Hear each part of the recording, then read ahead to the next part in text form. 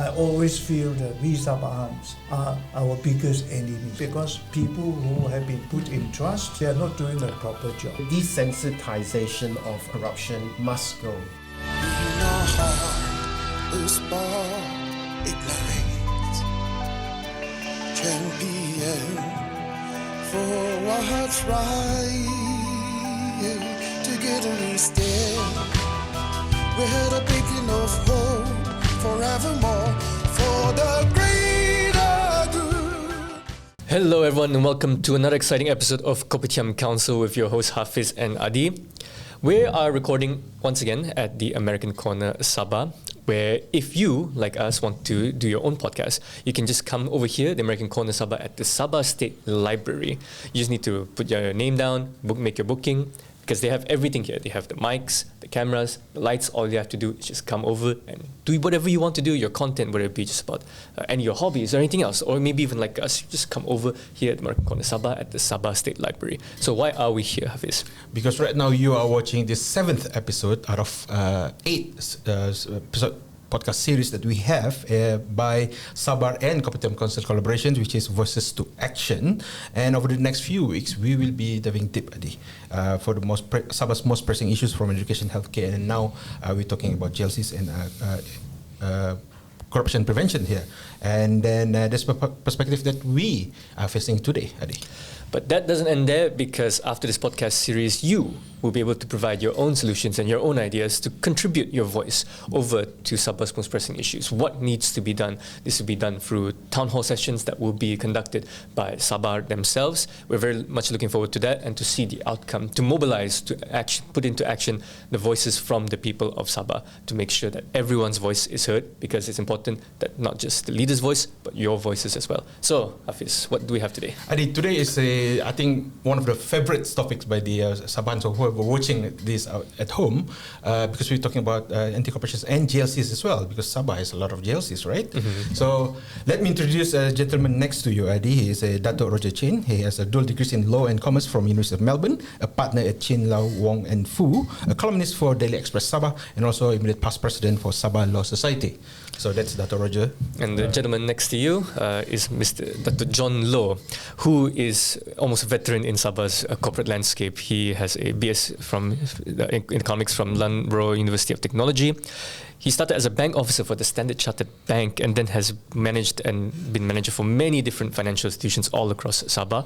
He is currently director of several GLCs in Sabah, notably the Sabah Economic Advisory Council, which is SEAC, and the Institute for Development Studies, IDS Sabah. So we have quite a good lineup of very informed people here today. So to start our conversation, maybe you can just give it to layman out there. What is GLC? What's their function? Why they even created GLCs? This is a very interesting question, because GLC were formed way back during Berjaya, when Tan Sri Harris was the chief minister. The main idea was to expedite the development of Sabah using GLCs instead of government departments. One of the main reasons is that GLC, being very private sector driven in terms of practice, should be able to to help Sabah to develop faster. So during his time, the GLC, generally speaking, have done a very good job.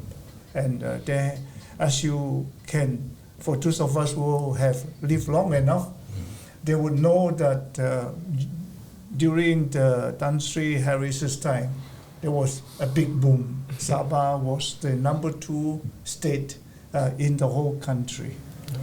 Oh, okay. So, I mean, GLCs always come up in terms of national conversation and state conversation, but sometimes accompanying institutions such as government agencies also get up in the news for the wrong reasons. Sometimes the good reasons, sometimes the wrong reasons. So I'm going this to Dr. Roger here. Sabah has recently been in the spotlight due to several corruption allegations. Could you provide an overview of significant cases that has been shaped the conversation on transparency in governance? Sure. I think one that obviously strikes the mind is the Sabah State Water Department corruption case. That happened around 2016, and in that time, MA60 basically seized over 114.5 million in cash and assets, including luxury cars, jewelry, and properties from the suspects. Now, this is a big amount of money. We're talking about 114 in cash, okay? Imagine a person in a lifetime would only be, you'd be lucky if you could see $1 million in cash, okay? In asset-wise, maybe possible to have a few million, but sitting around in cash, you would be lucky if you have $1 million, okay? So you have 114.5 million sitting in cash. This is in 2016. And of course, more recently, what we heard about in the past few weeks, about 170 million in cash in the federal side.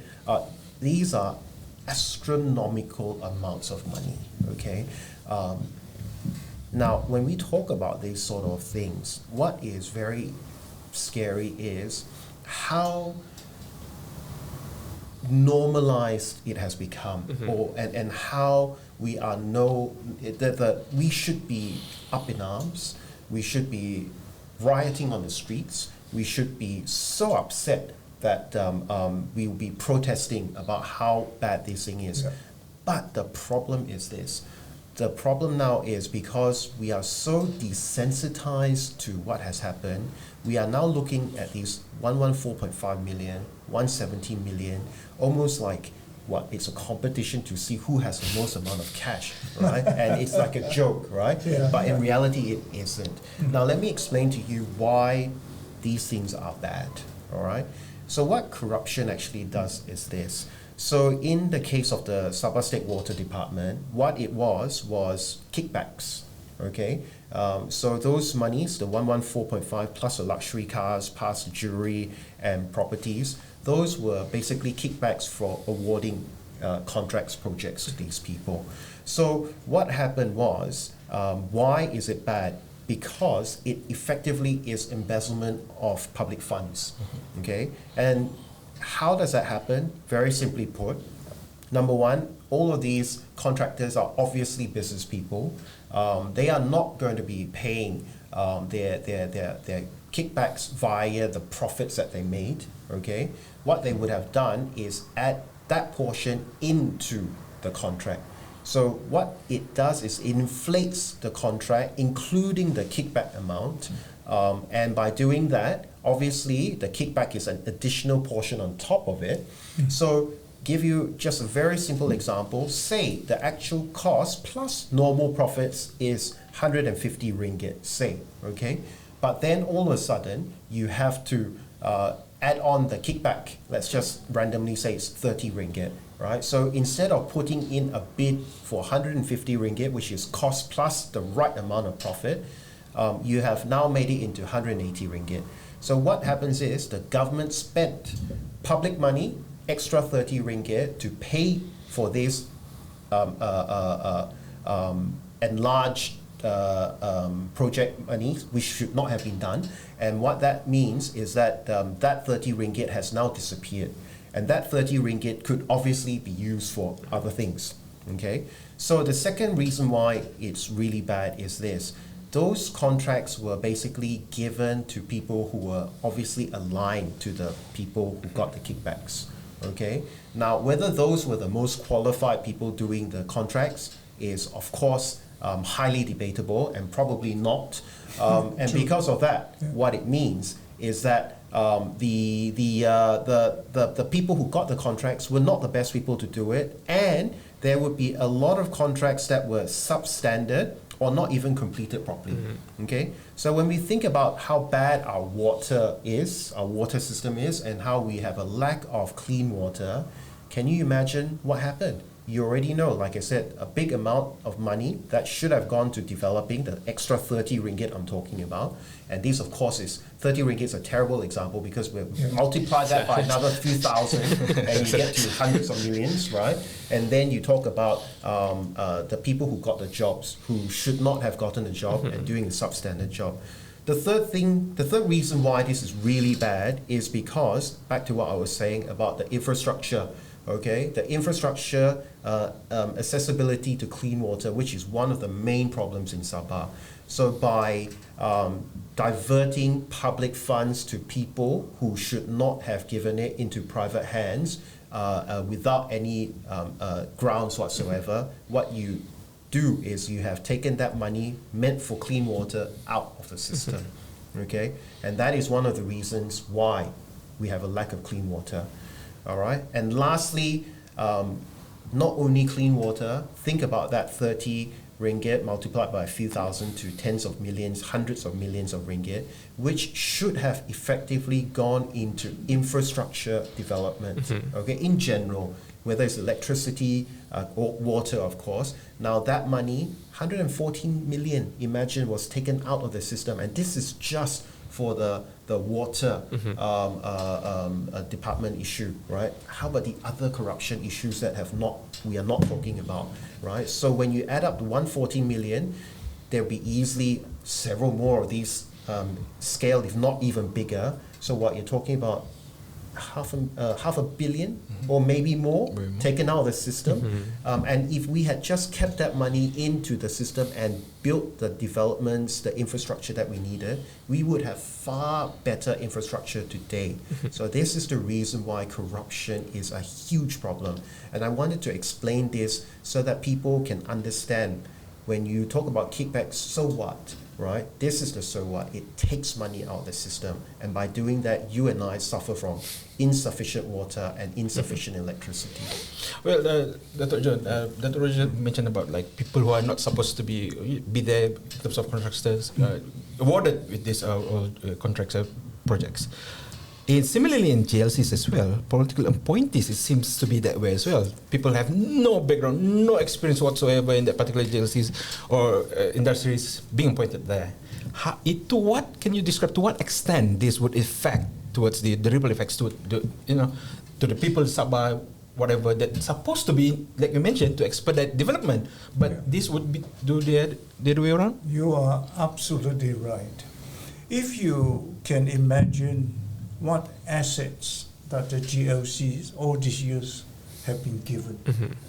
The GLCs have been given the most valuable land in Kota Kinabalu. All the commercial land was given to some GLC for a mere 1,000 ringgit.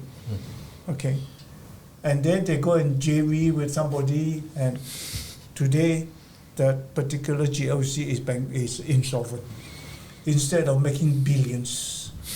And then the other thing is GLCs are in control of a lot of our assets, from oil palm plantation, which are in the billions. We are talking about monopolies, like cement, you name it, every aspect of our economic life will have some GLCs involved. My problem with the GLCs is this: there's only a handful of them doing quite well. The rest have lost money, they've wasted a lot of our assets, and then a lot of failed projects. If you look at, say, Kota Kinabalu, you look around us, almost all the failed big projects are GLCs, JV with some non-Sabahan companies.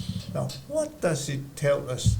It tells us that all these GLCs have very, very poor governance. And this is the whole issue in Sabah.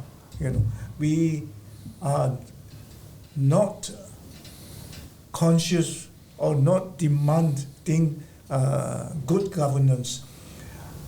The GLCs have been managed by some chairman and board of directors who are of questionable integrity or knowledge. So things just roll along all these years without performance. The other aspect that we must appreciate and understand as Sabahans is this: even those GLCs that are doing, the key word is relatively well, not very extraordinarily well. If you look at our plantation companies, if you compare their performance with what we call peer reference or peer comparison. On the question of return to assets and capital, I would say our GLC is way, way below this in the private sector. Now, same like what Roger has said, can you imagine now if, say, all the GLC, not say all, even say 75% of the GLCs are doing well. We should have been receiving, the state government in particular, billions of ringgit every year in terms of return. Because my own estimate is that the assets controlled by the GLCs are in the hundreds of billions. So if you take about 3% or 4% return, we should be getting at least 3, 4, or 5 or 6 billion. Yeah. Private companies expect a lot more. Okay, so this is where the problem is. The other thing is we have to imagine in Sabah, the real Sabahan, we are talking about maybe 3.5 million. Now, if all the assets are properly managed, there is no reason for any poor Sabahans to be around. All of us should be fairly well off, you know. And then the other thing is that my last point is our GLCs are very fond of signing JVs with non-Sabahan companies for whatever reason. And this is a very, very bad thing to me, because they should be looking for Sabahan businessmen to JV first, because we need to cultivate our, what I call the homegrown businessmen, rather than making or adding billions to some outsourcing someone people in Kuala Lumpur, you know, instead of adding wealth within Sabah. And Sabahans tend to retain and stay in Sabah. Instead, our leakages through the GLCs, financial leakages, is very, very high. Okay. My last point is this: if you look at the GLCs, okay, if they are successful, we could have listed many of them. Now, if we can enter the KLSE market and list these people, we don't need to raise so much funds, number one. Number two, we don't need to depend on the budget so much. Okay, we can raise a lot of money by the billions by going to the market, and these GLCs can help to develop Sabah. And this is not being done. Can I just add on to that thing? One issue that I've always thought about also was the JV agreements that these GLCs enter themselves into. Okay, the traditional type of JV, which a lot of them enter into, is literally, I've got a nice piece of land. Most of them have very nice pieces of land. So we JV together, and my entitlement, okay, it's whatever percentage we agree on. But what effectively happens is, I understand that it takes a lot of money to develop the thing. I understand perfectly that. But the problem I have is this, that I have a prime piece of land in, say, KK, and then all of a sudden I go into a JV and I end up with 10 shop lots, as an example, okay? So versus my prime piece of land, if I had developed that myself, of course you're going to come back to me and tell me, but they have no money to develop. But I will say that there are ways of doing it, to raising your own Dr. John capital. is saying, if they could have done it properly, okay? If they had listed, for example, right, maybe they would go to the public and get the money and develop it themselves. But no, what has happened is a lot of GLCs literally have JV for 10 shop lots. Okay? So come on. This is wasted assets, right? These are assets which they should have gotten a lot more money, a lot more things for, but they have settled for the 10 shop lots. And I've always find that as amazing how that can happen. But you go out and look at all the JVs out there and you will realize it is like that. Actually, Datuk Roger has said something that is very, very critical, because I always feel that we Sabahans are our biggest enemies, because people who have been put in trust are not doing their job. They are not doing a proper job. Now, I will give you, in addition to what Datuk Roger has said, another example. You know, if you have a piece of real estate that is very valuable, why the GLC need to enter a JV with somebody? Correct. They could have easily monetized this. What is the meaning of monetize? You can actually raise fund because you already got a very valuable asset. Why do we need another company in the real estate, for example, to come in? Because real estate is not rocket science, okay? And we have a lot of experiences, and on top of which, we have quite a lot of Sabahan developers who can do it. Now, why do we need to enter JV with these people outside? You know, so I hope there will be a change of mindset. At the end of the day, the solution with the GLC, the most important solution is to change of mindset. Yeah, the change of mindset at the chairman at the board level, and of course, the highest authority of Sabah.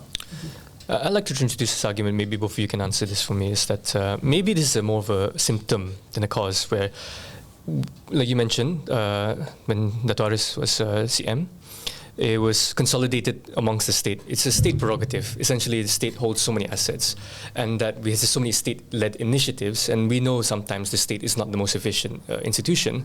Shouldn't it be looking more towards more privatization? Because you did mention there's ways to raise capital for development, right? Are we being too state-centric in our approach? Because you see a lot more private service providers propping up everywhere in Kuala Lumpur. But we hear a lot of initiatives are very much state-led. The state is in control of development.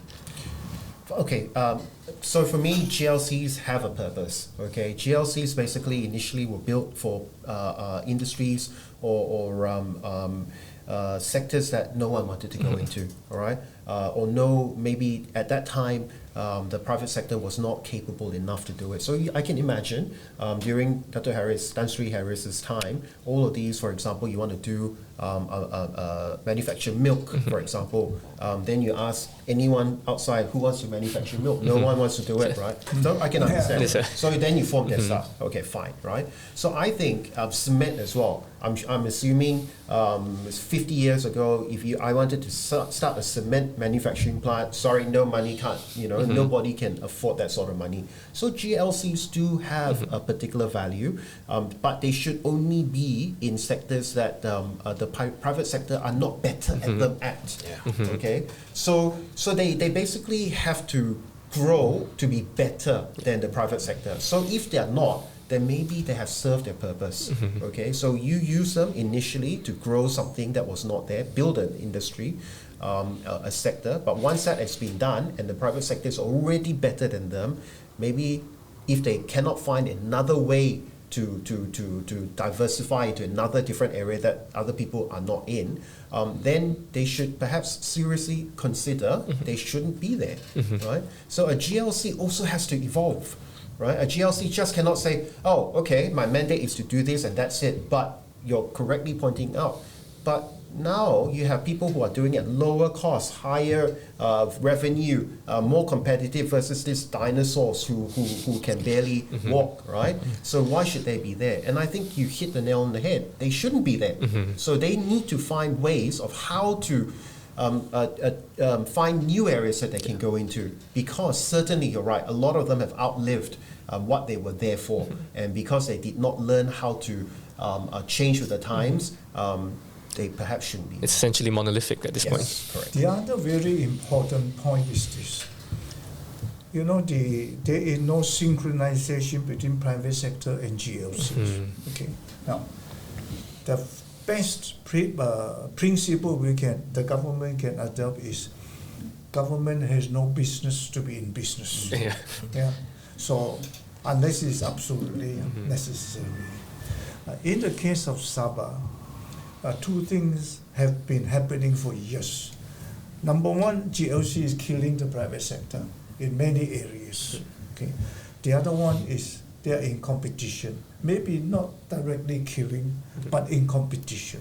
Now, it is very, very bad for the private sector, because the government is supposed to regulate the industry, the economic growth, the economy, fair and so on. practices. And then at the same time, each GLC is killing these private sector companies. Now, why this is so important? Now, let me tell you this. Our private sector, for all intents and purposes, have already been more or less wiped out. Our private sector is not homegrown, number one. Number two, our private sector has no chance to really develop, over a period of time. With each change of government, one of the first victims will be the private sector players. Oh, you support the last government, I kill you. Now, we must, our political leaders must stop this.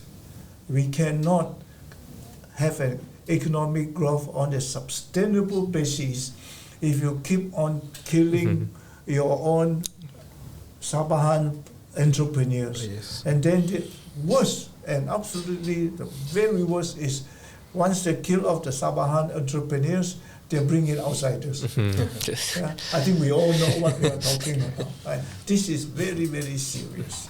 So the mindset change has to come as quickly as possible. And can I just explain what Datuk John is saying about GLCs competing with private sector? Now, why is that an issue?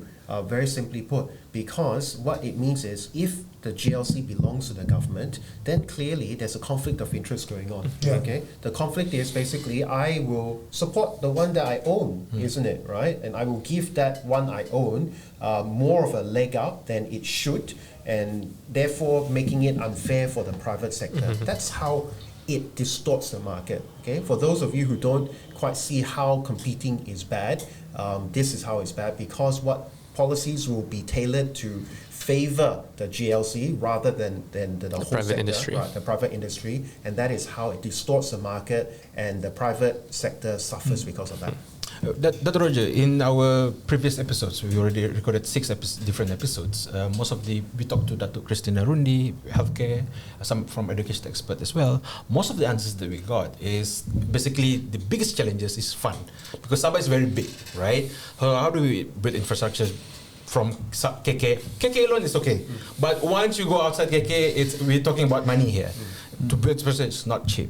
And then here, we're talking about, or you see in the news, 170 millions there, whatever. The thing that we see on the ground is the disparity it's mind-boggling. Yeah. From your point of view, how do we as a Sabah state can strengthen these anti-corporations that could, as a system itself, be implemented to the others as well? And this, like you mentioned, these funds should be relocated into something much better. So I think something that can be several things, but one of the huge things that can be done and easily done is what we call the political. One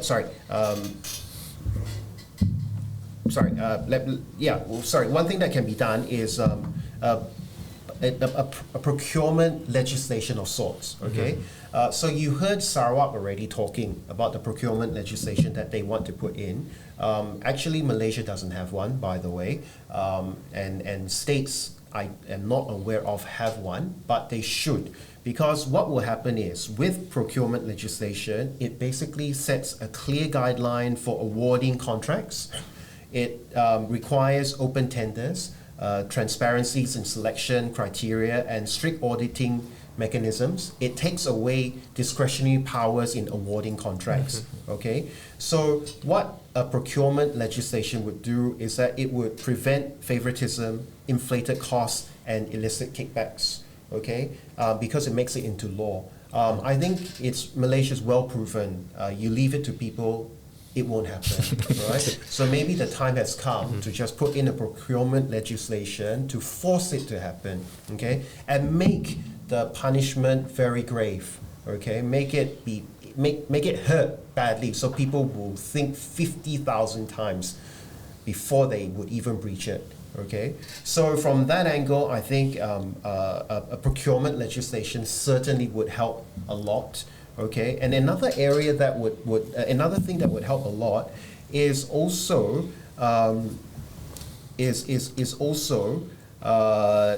procurement legislation.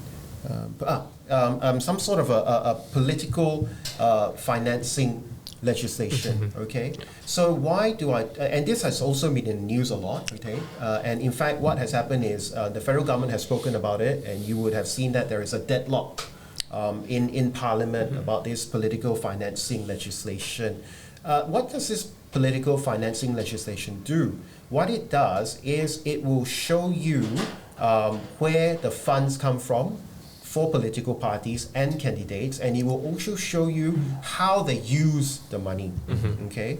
Now, what that actually does is this: it would then show you if, for example, you can see, okay, Mr. Y gave 50 million to Party Z.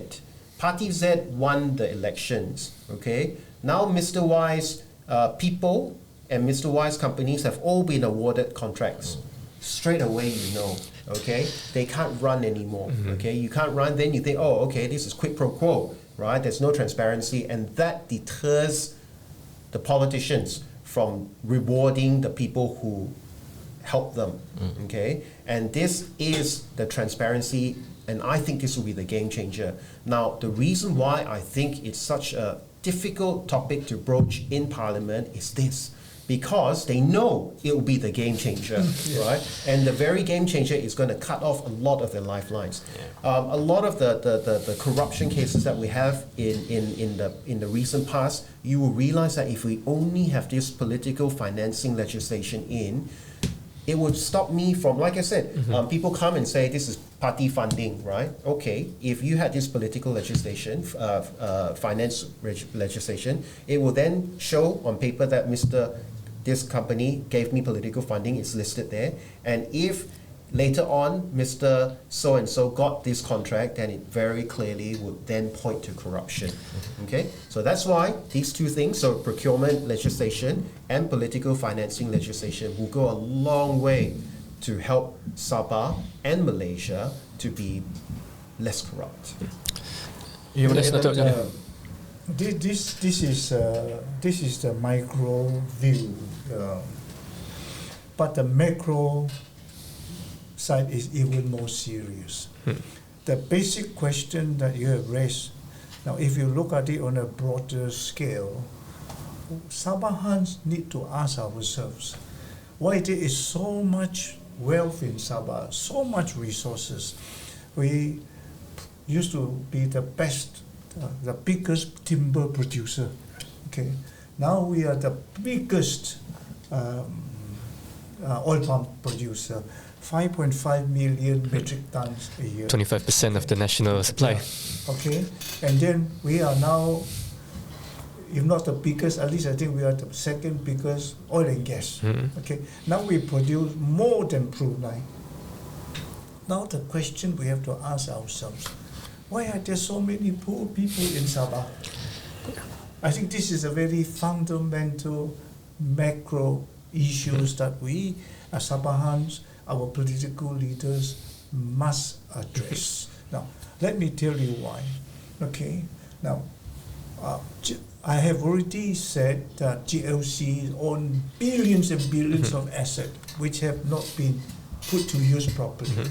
Okay, the next one is the state government has tremendous amount of assets in the form of land. Okay, now why are we not looking at the land? You know, there are 232,000 NT native titles. I would imagine not utilized or grossly underutilized would be about 90%. Okay, now we have FMU. Okay, 1.6 million hectare. There may be about 2 or 3 are serious players. The rest are not doing anything. Now, we could have generated from industrial tree planting something like 40 billion a year.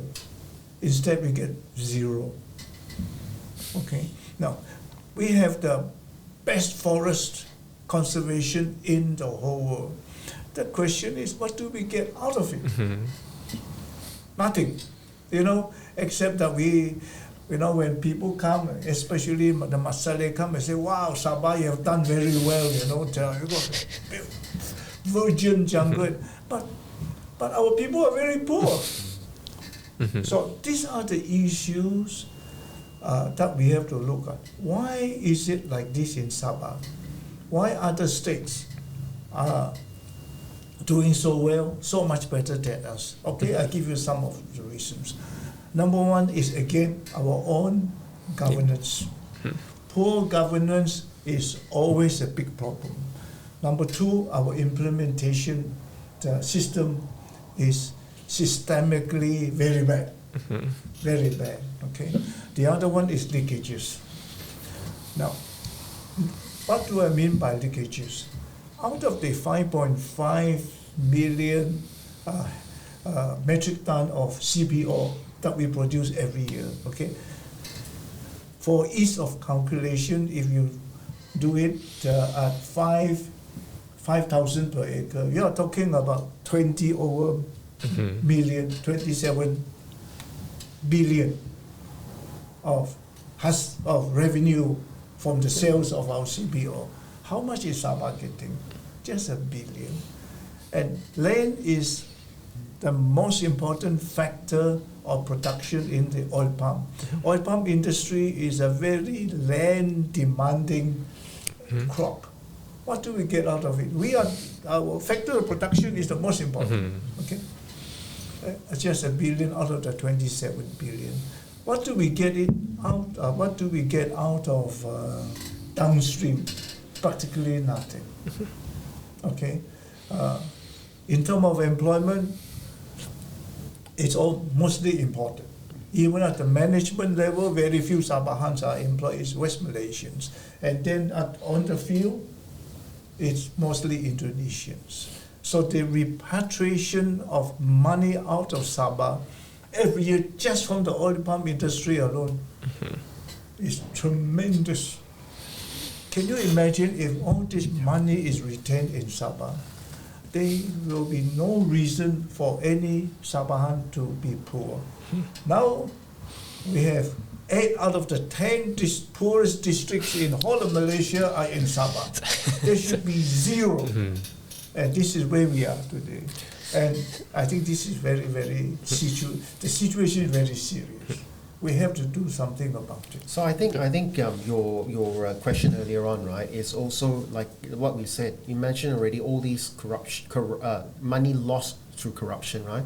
So if what Datuk John is saying, and we put that, and then we add on to the monies that should have been kept in the system, we add them all up together. Do you think we have a lack of funds to build our infrastructure? No. And you add that on top about for example, what is guaranteed in the Constitution, the 40% entitlement. You add that plus all of these things, we got plenty you got more than enough. Yeah. We don't better than Sarawak. Yes, for sure, right? So imagine if we could only get it right. Right? If we could only get it right through good governance, eliminate corruption, how far you can go. And this is to your question. So how do we do it? This is how we do it, right? But having said that, I think it is important to recognize that things are beginning to change. Okay. You take, for example, now our revenue, total revenue, is just about 4 billion for years and years. Okay, we never exceeded 5 billion because there is now a tightening of revenue collection, increase in our share of oil and gas. So our revenue now, I think it's 2023 or 2024. Yeah, we almost reached 7 billion. My point to you is this: if we want to solve all these problems, the differentiation between the rich and the poor, and this is quite very bad, very bad. Okay, we have no choice. We must do two things. Number one, we must manage our economy well. I think the governance is key to it. Okay, number one. Number two, I think this is what we must do. We must also, on top of governance, we must make sure we collect every cent that we are entitled to. Okay. Now, I give you an example. We have a lot of land, but our revenue from land is very nominal. It's only 100 over million. Now, some of the oil palm plantations are paying zero rental to Sabah government. Now, I think if we can really look at this and thoroughly in details, I think we can easily collect a few hundred million more, because our land assessment is the cheapest in whole of Malaysia, and our soil is the richest, most fertile, but we are not collecting enough from our land, and this is very, very important. This is something that we have to look at, and this is only one source, and there are many. I think what we must bear in mind is whenever you increase these sort of taxes of sorts, right?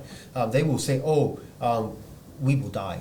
That's what they always say, right? But you're talking about companies who make a heck of a lot of money. You're talking about a few hundred million in terms of profit. Okay, so if you up it by even say 2, 5, even 10 million for that matter, they're still going to make hundreds of millions of ringgit. So what they are trying to say is, please allow me to maximize my profit. It's not an issue about killing me. Okay, I understand if I raise my taxes to such a degree that you will die, then of course that's wrong, right? But if I'm taking it and you're still making a lot, what's the issue? No issue. And I think what Dr. John is saying is very true. If we raise all of these things, right, those companies who are there will still make a handsome profit, slightly less handsome, but still very, very handsome.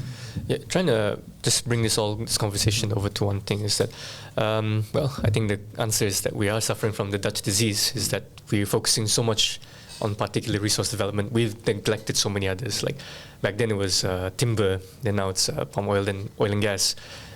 And that's quite a phenomenon that you can see a lot across the world, not just Sabah. But coming back to this conversation where you mentioned that it seems this theme of resilience here, resilience to change, resilience to adapt. And like you rightly mentioned, the Political Financing Act, Mr. Y is definitely going to oppose it and lobby his political friends to go against it, because he's currying favor only because of the absence of what he gets out of him. So, but I feel like this is also a conversation of just, we're still a young country. We're still figuring out what kind of system works for us. It's still a symptom of growing pains. We're still, meandering and experimenting with what works. So if I feel that eventually, maybe we've come to a point where it hits critical mass, that we have sorted things out. We will get to a point where we understand. Because I think it was Lee Kuan Yew that said it, that nation building is not about building high-rises, it's like building a pyramid. Things aren't done overnight. And the Western system that we've tried to copy took 300, 400 years to perfect. So can we be a bit more kinder to ourselves, a bit more lenient to ourselves? Like, well, in the last 60, 70 years, it's been quite tough, but it's only been 60, 70 years. Can't we say like, okay, we've done quite a bit still in that period of time? What do you guys think? What do you both think that too? Well, I think we of course, yes, you're right. But at the same time, what we must realize is that Malaysia was way ahead of everybody in Southeast Asia for a very long time. Definitely ahead of Singapore when we split, right? Because, for example, I'll give you an example. Malaysia Singapore Airlines, MSA, okay, was basically Malaysia Airlines, okay. So when Singapore split from Malaysia, what happened was we got practically all the airlines, okay, of MSA. Singapore was left with nothing, okay. But what has happened in the 50 years, 60 years that has happened, you now know where Malaysia Airlines is versus where Singapore Airlines is. Okay, that's an example, all right? Now, 50 years ago, Hong Kong was nothing, okay? We had Sabahans who would be buying up property in Hong Kong as if they were eating chips, okay? Because it was so cheap for them. Remember little Hong Kong, which was Sandakan. They made so much money in Sandakan from the timber. They would buy a lot of properties in Hong Kong, and a lot of Sabahans I also know personally would have like 10, 20 apartments in Hong Kong in prime real estate, okay? We're talking about Causeway Bay, prime real estate, okay? These properties are now worth, goodness knows, right? 10 million Hong Kong dollars, right? Or more, right? But they were nothing 50 years ago. Taiwan was certainly nothing. It was probably just paddy fields then, okay? A lot of agricultural land. Korea was nowhere. Decimated. Okay? Yeah, Korea was nowhere, okay? So 50 years ago, if you had said this, I would say, yes, we got plenty of time. Let's give another 50 years, we can slowly find what is ideal and perfect for us, right? But we have reached a point where how many other countries are behind? Let's not talk about the world because that's too big. Let's just talk about Southeast Asia because these are our competitors, right? So just look at Southeast Asia. I dare you to name me 5 countries that are behind us, and you'll be very hard-pressed to find 5 countries. Why? The countries that should have been behind us have all overtaken us. Like I said, Hong Kong, way. Korea, way overtaken us. Taiwan, something that people don't want to acknowledge is Bangkok is so far ahead of us. Yes. Yeah. I don't think we can catch up. I was there last year, so I can definitely agree. And Vietnam, also? correct? Vietnam is zooming fast, right? And Indonesia, I think within a few years they would have overtaken us already. Yes. Okay. Cambodia is also flying very high. Correct. Okay. So who are we playing now with, right? Myanmar, which is having a civil war, right? Philippines, and by the way, Philippines will not stay down forever, okay? All they need to do is get a right leader, someone like Jokowi, who can rally the group together, the troops together, they will fly. Because they have the makings of everything to make it much better than what they are, okay? So what? Now, you can tell who is behind us by looking at who's actually working in our restaurants, okay? So, like I said, still got Philippines, okay? So they're still there, so obviously they're still behind us. Some Indonesians, but like I said, not for long, okay? And not many more, okay? So I do not think we have that many years to go. I think 60 years, to be fair, is a long Enough time. to find out what is right, what is wrong for us. But I don't think we can play this for too much longer because everyone has basically overtaken us. And the real story about whether our children will be maids in another country is a very real question, right? Because we say that jokingly as a joke, but think about it logically. If the rest of Southeast Asia has overtaken us, then what else do we have, right? And I think that is a real thing. So to me, we cannot afford to waste too much more time. We really need to get it right already. I mean, Sarawak's kind of gotten the idea already. Actually, 60 years is a long time. Okay, I don't think there is any reason, especially Sabah, there's no reason for us to stay like this for another 60 years. Now, if you look back, we were doing much better. We were the number 2 state, remember, during Harris's time, okay? Now we are the number 2 from behind. How we cannot go any more further down, okay? I think that's one. The other one, if you look at China, okay? Oh, yeah. In 1978, I organized a trade mission to China. At that time, China was nothing. Yeah. Okay. Today, Powerhouse. We will we never are catch up. totally out of the league. Challenging US now. Yeah. And then the other thing is in the context of Sabah. I think this is what we should be worried about. We should worry about our own state first. Okay. Now, can you imagine if you have another 60 years of going downhill or even stagnant? Yeah. The fact of economic life is this: if you are stagnant, you are already going backward. We must always remember this because other people are moving forward. Yeah. Okay. Now, what can we do about it? I think this is all the quality of political leadership Yes. and economic leadership. I think Lee Kuan Yew, you mentioned, is a prime example. Deng Xiaoping. So far, in Malaysia, we don't have an equivalent or anywhere near them. You know. So this is where the issue is. Now, people who say we are a young country, you know, we need another 60 years, I think these are just mere excuses. We owe it to our future generation. To at least attempt it now. Yeah, present generation, including you guys, okay, and my grandchildren. We better pluck up our socks and then we better perform. Yeah. We better look after ourselves. Okay. All right. But having said that, I think the Sabah government has started to do to It's positive, reorganize, quite good so far, is it? quite a few things. Those that I know about is, for example, even GLC, they are now putting in professional people. People, you know, those that they have put in professional management and good board, they have performed very well now. It's quite a few of them. I can in fact name them. Sabah Energy Corporation, the oil and gas, SOGDC, SOGIT, you know. So all these are doing quite well because they are now have professional management. Those traditional ones that have not changed, they continue to perform very badly. And this is very sad. I think we have to reform.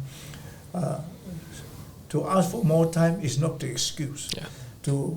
Not to act correctly, to get ourselves out of this black hole is not an excuse. I think we must transform ourselves, transform our mindset to get Sabah going again. You know, on that score, I, for one, always unfortunately think the worst has happened, right? But I was corrected one time when someone once told me that for me, we may have missed the boat already, right? But someone told me and said this, and it really got me thinking, and I think that person is right, that you never really miss the boat. What it means is that because you're starting From zero. From zero, it's very easy to come back, right? To rise up. So I think that is very true. So rather than be pessimistic and say 50 years that we have lost, right? Obviously, Malaysia is not a basket case. Sabah is not a basket case. We have a lot going for us, right? So yes, we may have fallen some way down, but the only way is up because there's not much further down that we can go, right? And so because of that, we should be able to fly with what we have. Yeah. If only we can get the right thing, like everything we're saying today, done. Now, the other thing that I wanted to very quickly touch on is also political interference. Okay, this is a hot topic issue in Malaysia. You see a lot of MACC corruption cases going on, right? And then you see what happens is you will get this thing from the authorities saying that there's insufficient evidence, right? And therefore everything's dropped. Now, whether that is true or not, okay, who knows? It could be true. Okay, but no one ever explains what insufficient evidence we're talking about. They just say it's insufficient evidence. The lack of transparency will always lead to people speculating something. Okay, now, so what we need to do is we have to have complete, utter non-interference by political powers. Okay, so this also would mean things like MACC, right?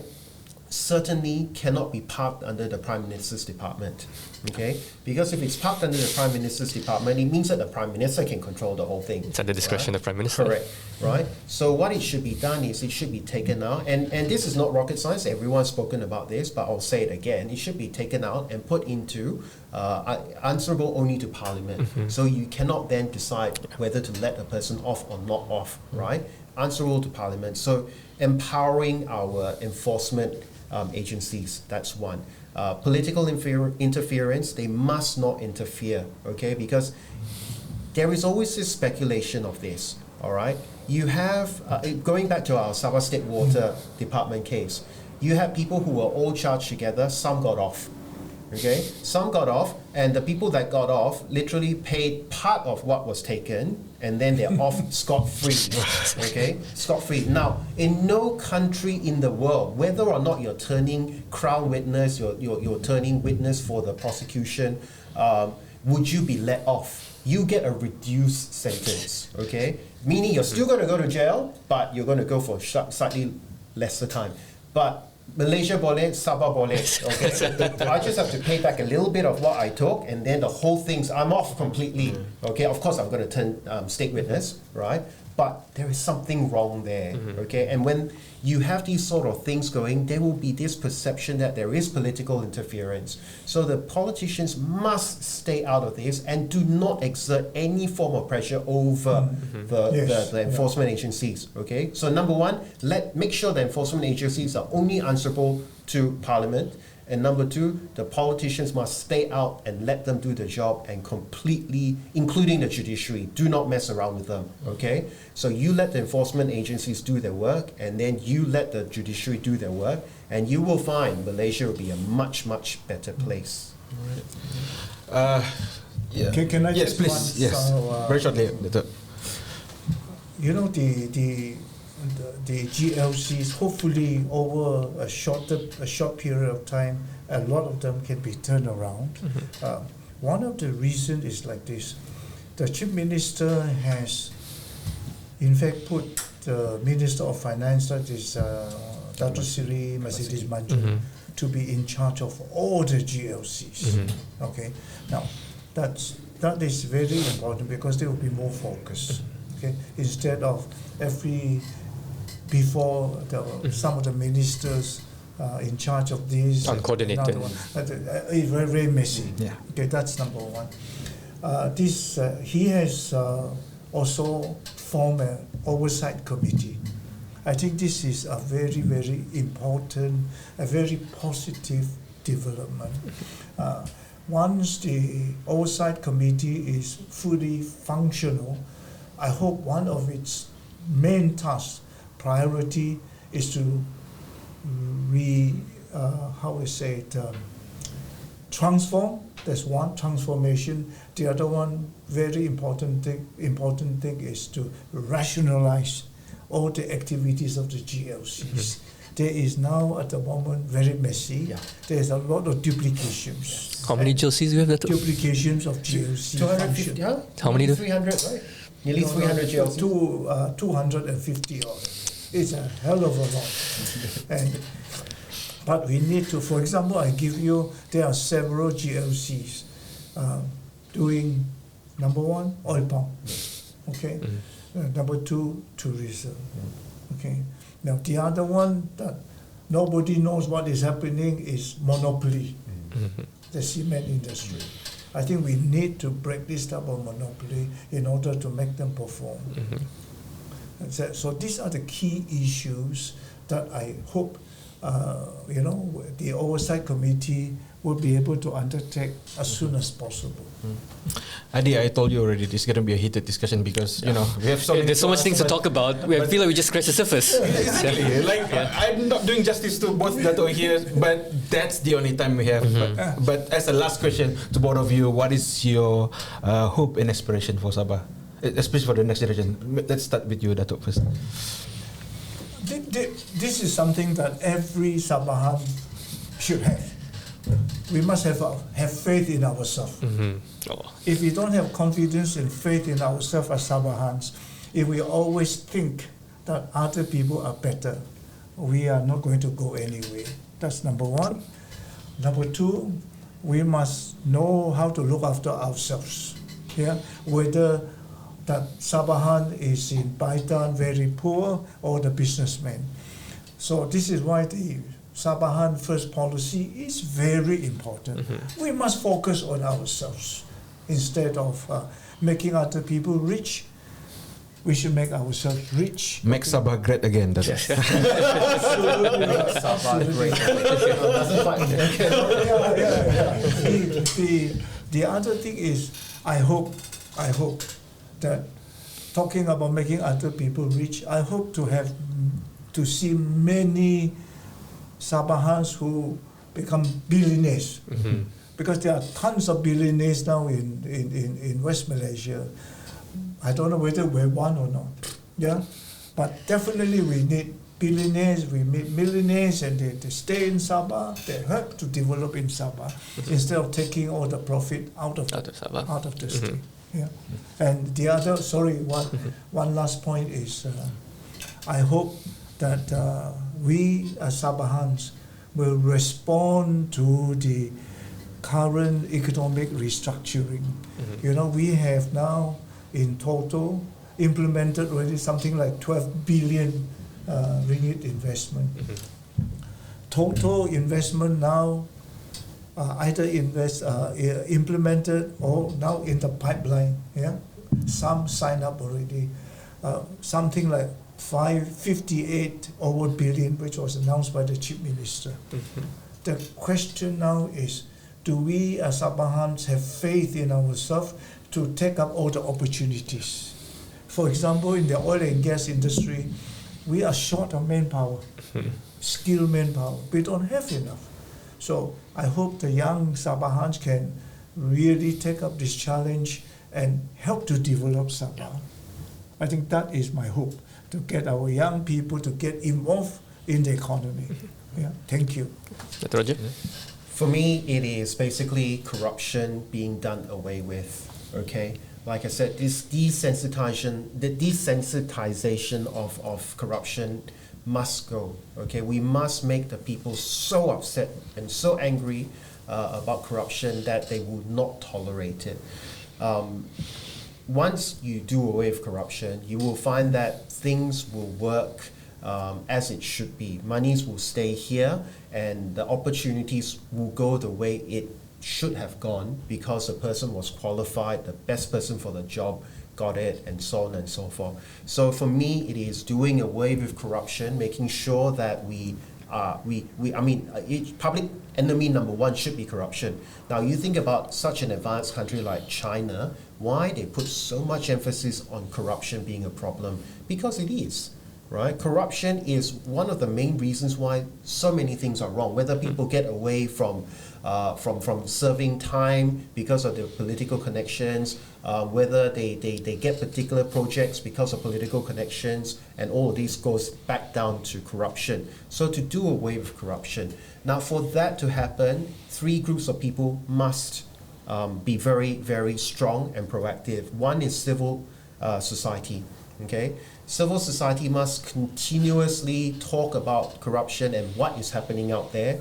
So and basically educating the public about what is corruption. So what we are doing today, hopefully in a simple way, we can explain what corruption is. Because when you don't understand how the money trail flows and how it affects things, you may not think of it as corruption. So hopefully what will happen today is you will now have a better understanding of what corruption is. So civil society plays a major function to educate the public what corruption is, and they must keep going and keep talking about policies. So part of Sabah's efforts will be talking about policies and solutions, which civil society is very good at. The second group of people that must always be vigilant and do their job is the media. Okay, the media should continue to to do the investigative studies to make sure that issues of corruption are made known. Okay, imagine the 1MDB issue. If the media was not on it, 1MDB may never even have been an issue. All right, the media was the one who investigated and blew it up. Okay, the media has this tremendous amount of power to shape society. Depending on what they write, they could influence popular view.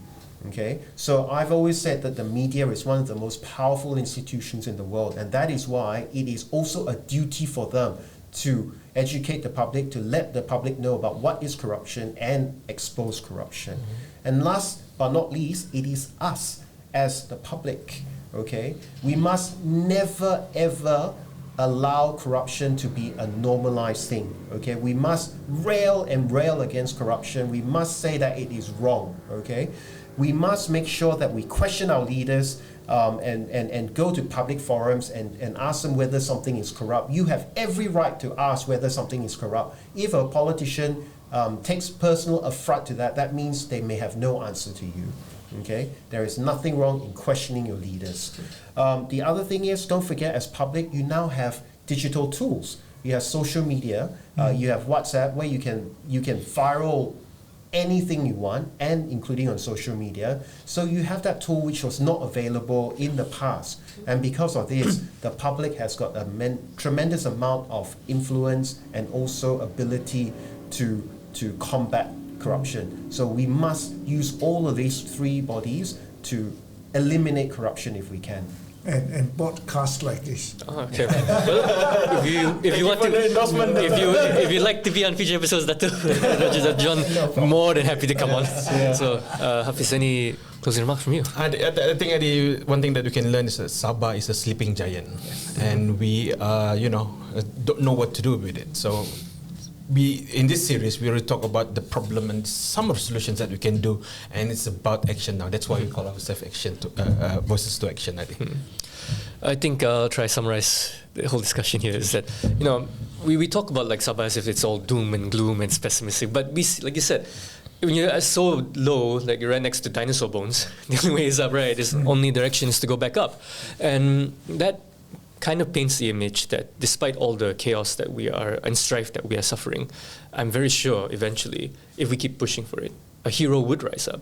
People of integrity, character, would be able to stand up and fight against all of these issues that we have, so that government can run properly. We don't want to fight the government. We want the government to actually run properly in its perfected form, right? And that's the whole point of why we hold our leaders accountable.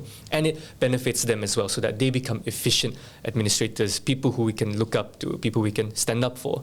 That, I feel, is the key thing when we look to Sabah, is that we need to cultivate a culture of personal excellence. Is that we need to start with being excellent ourselves, so that once that happens, everyone would follow that, and the leaders will have no choice but to see that this is the currency of governance, that this is the currency of pushing things forward. But obviously that might take a lot of time. I don't know. We've been trudging around for 60 years, but the next 60 years could be bright. Maybe this is the critical moment that we have to inculcate something like that. It's a watershed moment. Well, maybe it could be. Maybe it could be wrong. I don't know. Maybe 60 years will get you. We all need to make it happen together. Yeah, definitely. So I'm glad that we had both Dr. John and Dr. Roger here to remind us of the idea of nobility and virtue in governance itself. That governance is not impersonal. Governance is motivated and led by people, as long as the people themselves are also full of virtue. So that said, I think that concludes our 7th episode, Haffisz. Yes, but one last thing to all of you watching this at home: if you feel that you want to express your opinion or whatever that you have in your head, please comment down below so that we can know what Sabahan actually feels, on the ground. What's your personal story about this said issue, Adi? And with that, you can also look forward to the town hall sessions that will be conducted by the Sabah Action body advocating rights, where they will be providing your ideas, your solutions. What can we do? How can we push this forward? With that said, thank you so much for listening to another episode of Kopitiam Council, Voices to Action, episode 7, here at the Sabah State Library at the American Corner Sabah, where if you would like to have your own podcast, do your own podcast and record your own content, you can do so here at the American Corner Sabah at the Sabah State Library. Till then, catch you again later. See you in the next episode.